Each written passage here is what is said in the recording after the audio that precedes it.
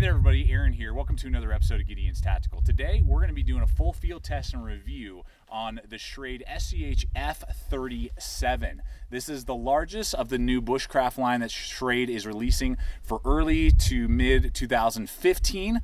And like you probably saw in the teaser, if you've been following the channel, I was able to get my hands on the 3 Bushcraft models that they're releasing this year. This is the biggest, baddest of them all. So today we're going to get out there, really use and abuse this thing, and really find out whether or not for the price point, we'll talk about price point, which is going to blow you away, I believe, the estimated price point for this, if this 1095 high carbon steel blade is going to be a good bushcraft / survival knife, or if it's something that you might want to pass on. You'll have to stick around and you'll find out at the end of the review whether or not the F37 is going to be a good purchase in 2015 for you. Okay guys, let me give you a couple basic specs here on the SCHF37 before we jump into it here, and I'll run in 2 other blades just so you can kind of get a size perspective. What you have is a cutting edge of 6 1/4 inches of actual cutting edge here with a 1095 high carbon steel. It is full tang construction there all the way through. Real nice there. The thickness on this spine is 0.223, so almost a 1/4 inch thick, very thick spine with a very shallow hollow grind. You can see there, it's not quite a saber grind, almost a very shallow hollow grind, razor sharp, real nice there. Good drop point design. Good tip there, very strong, capable for all sorts of different tasks that we're going to see here. Polypropylene handles that are, again, full tang, and it weighs in at 15.5 ounces, so almost a pound of weight there. So real nice, big, thick, honking piece of 1095. Then just to roll in here for you guys real fast, we have the SCHF9, well known in the blade community, very similar in size in almost every single way. The handle texture is exactly the same, but you'll notice that the handle is quite a bit longer when you match up the guards on the F9 than it is on the F37 down here, but very similar in every other dimension. And then the other blade that I'll run in here real fast for you is the SE6, just so again you can kind of get an idea here. Very similar in size to an SE6, BK7, RAT7, very similar the F37 to those other blades there. So with that being said, let's get out there and start talking about this blade and start field testing it so you can see it in action. All right, guys, let's take a look here at this blade. Again, I love the shape. It's super classic blade shape and how it's designed. Fantastic with that 6-inch cutting edge. You got that mild hollow grind, that 0.223, so almost a 1/4 inch thick on the spine, 1095. I mean, all these things really add up to make this an awesome survival knife. You can dig holes with this thing, and at the price point, you can just beat the heck out of it, and you're not worried about it. And that 1095 is going to hold a good edge for you the whole time while you're using this knife. Even chopping with that really good weight and just how that grind angle is and how it's designed, it was able to really bite in very well. I was very surprised. So you're going to be able to definitely do medium to light chopping very well, no problems at all when it comes to that type of stuff. And you're going to be able to get those branches cut, for either a fire or a lean-to or a shelter you're building. And it's definitely going to do a better job, in my opinion, with the chopping weight and with just how the blade is designed. Better than, I would say, BK7 or an SE6 or RAT7. It's going to chop better than those type of knives in its kind of size and weight class. And then even side splitting, I really wanted to weigh on this, guys, and see how well this 1095 really held up. So we were going through all sorts of things, different knots and stuff, side splitting, just thrashing on this blade. And I was very impressed with its toughness and durability, again, with that basically 1/4 inch thick. It's pretty hard to get a knife like that to break. And then finally, batoning, guys. I was very, very happy with the batoning capabilities, even with that mild hollow grind, which again isn't my preference for a survival knife, but I didn't even notice it. If you didn't tell me that it wasn't a hollow grind, I wouldn't even known, and I would have been very pleased with its performance of batoning and splitting. I threw every type of wood that I could at it, not only in these shots you're seeing, but other tasks around the house. And with that 6 inches, you're going to be able to split anything you would need to do for kindling and that type of thing. And you're going to be very, very happy with how this knife performs. It's going to out-baton a RAT7, a BK7, an SE6. It can split wood just as well as a BK2, but it's got an extra inch on the blade. So you're going to be able to span more wood and get a harder wail and a harder hit on your knife when you're splitting and batoning. So this is absolutely, if you're looking for that kind of medium weight batoner, this thing is going to be it, and you'll be happy with it. Carving then,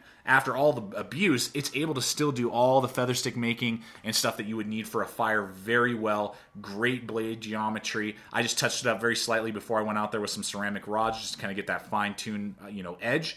But after that, I mean, it's held up very well. Very good edge retention for this 1095. Haven't really noticed any difference between its edge retention and, say, 1095 from Ontario or K-Bar. Very, very good quality with the edge retention.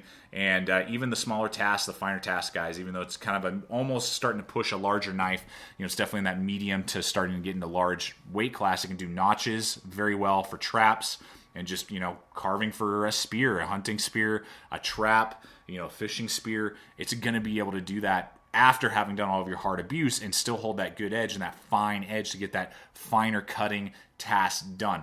In fact, even when it came to cordage, I wanted to do the rope cutting last to see how the edge held up, and it did awesome. It does cordage with flying colors after all of the abuse that I've put it through, not only what you've seen in the footage, but also extra batoning, extra chopping throughout several of the trips that we've taken this F37 on. Very impressed with even its rope cutting capabilities. Overall, this blade is phenomenal when it comes to all of your wilderness, outdoor, bushcraft, survival tasks. It's going to be a freaking awesome blade to use on the front end of this knife. Is phenomenal. All right, guys, let's go ahead and talk about the ergonomics here on the F37 as well as the whole Bushcraft line. Now, the first thing is you probably recognize this handle from the FC8 or the SCHF37. It is the exact same handle profile in every single way. It has polypropylene handle scales, very similar to Kraton, that they have bolted on, and you can see they're nice and slim compared to, say, the older SCHF9 that we've reviewed here on the channel. So full tank construction, which is great. You give you a really nice, generous finger choil we'll look at here in just a second. But as you can see here, I wear large size gloves. These are large size work gloves. I know a lot of people ask. I picked these up at Home Depot. They are, I think, $15, and I love them, and they last about a year of really hard abuse before I have to replace them. So great $15 buy, Home Depot. Totally different than what we're reviewing here. But you can see here I wear large size gloves, and with my gloves on, I barely have any room on this handle.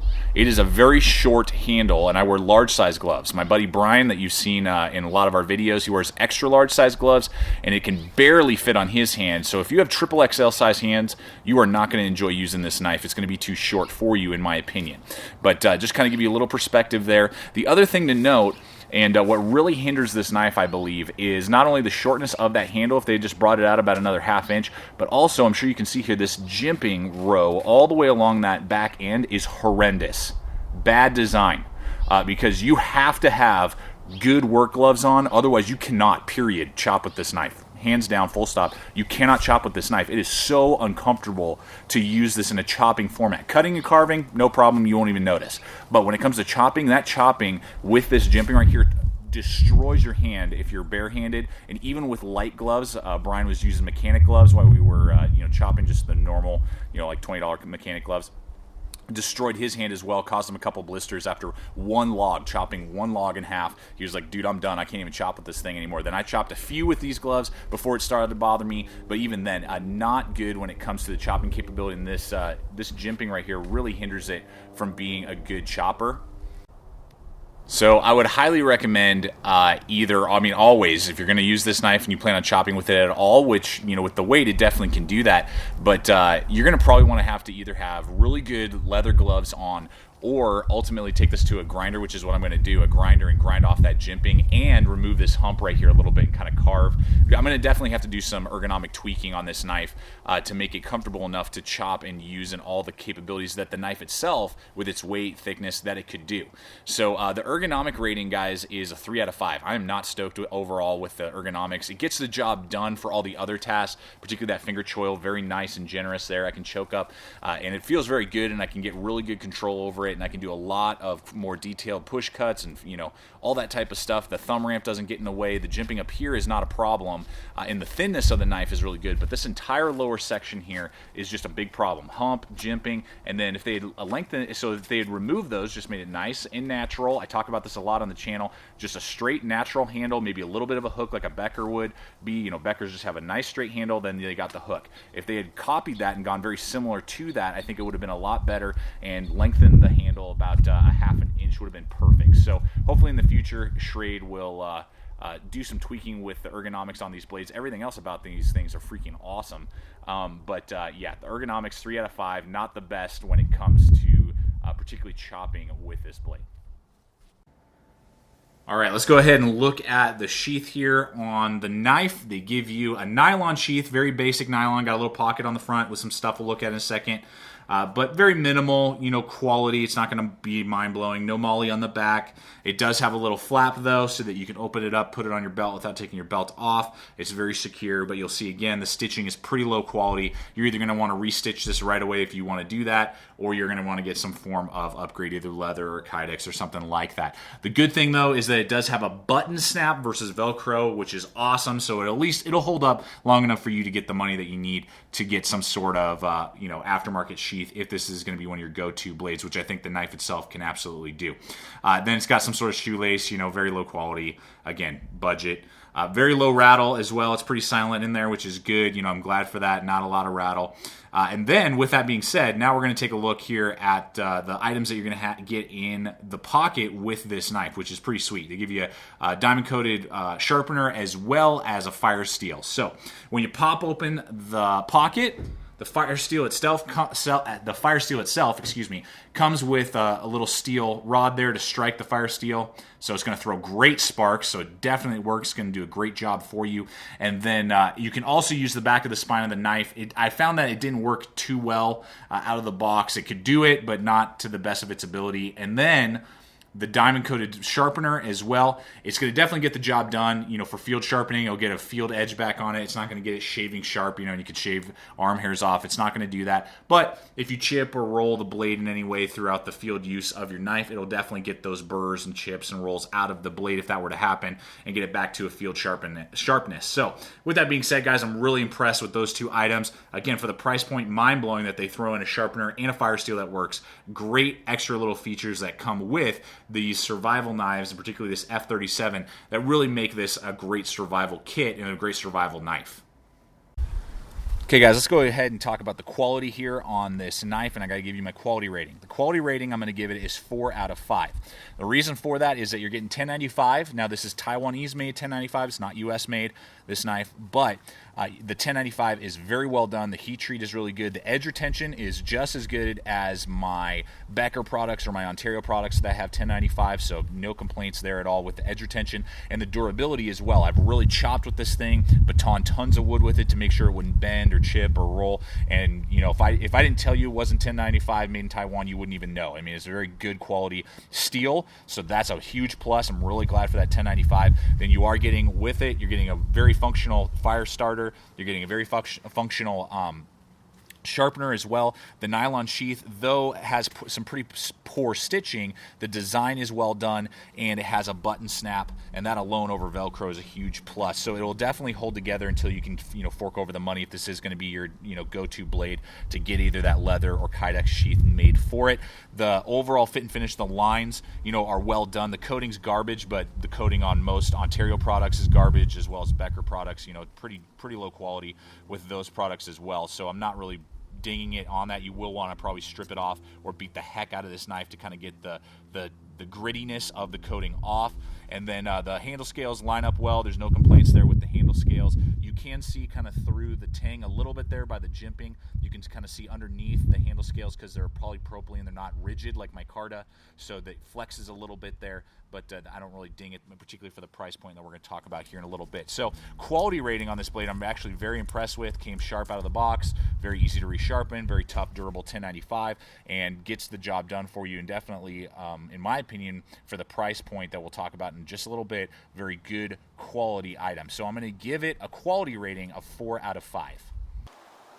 All right, guys, let's talk real briefly here about the value on this blade. And I got to tell you that the value that I believe you're going to be purchasing, even with some of the shortfalls that we've talked about today in this video, the value is insane on this knife. The very, very good value. The value is 5 out of 5, the rating that I'm going to give it, because the estimated street price, this is not their MSRP, but this is their estimated street price that Amazon, that Schrade is going for. So places like Amazon and different things like that you would be purchasing this knife, they're shooting for $30. $30 for a 1095 high carbon steel blade with a sharpener, fire steel, doable nylon sheath, almost a 1/4 inch thick. I mean, words cannot describe the value that you're getting with this knife, even with the problems that we've talked about with the ergonomics and maybe a little bit of the quality, you know, isn't fantastic. But what do you expect for $30? I mean, come on. This thing still is mind-blowing, still awesome in every single way because of that ridiculous, in my opinion, price point of how low that they're shooting to go for that. That's not, you know, that's their estimate. Could be a little more, could be a little less, but $30 is with the value that you're going to be paying for, and this is extremely high value, high value blade, and definitely gets a 5 out of 5 here on the value scale. All right, guys, we got to go ahead and wrap up this review here on the F37, and I got to give you my likability. Do I like this knife? Of course I like this knife. For $35, you're getting a 1095, almost 1/4 inch thick, 6-inch blade, full tang, with a fire steel, with a sharpener. Yes, I mean, likability is off the charts. 5 out of 5 here at Gideon's Tactical for this. This is actually, out of the Bushcraft series, my favorite because it has so many capabilities. It's well designed outside of the ergonomic problem for chopping that we talked about. Ultimately, you can grind that down. We will be doing a separate video, I believe I've already said, where we grind this down and strip the coating off and stuff and kind of tweak this blade.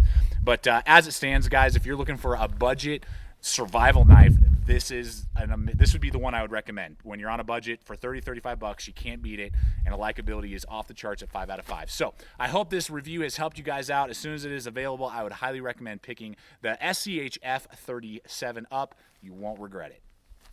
Well, everyone, thank you so much for watching this particular episode of Gideon's Tactical. Please subscribe, comment, like the videos, share the videos, and check out our Facebook page. You can find it on the YouTube homepage of Gideon's Tactical. Like our Facebook page, where you'll get updates of upcoming videos, you'll get photos, as well as upcoming gear, new gear releases, you know, that products and companies that are released, as well as behind the scenes footage and bloopers that you'll never see make it to YouTube. So thanks so much for watching, everyone. Stay equipped, stay prepared. We'll see you out there.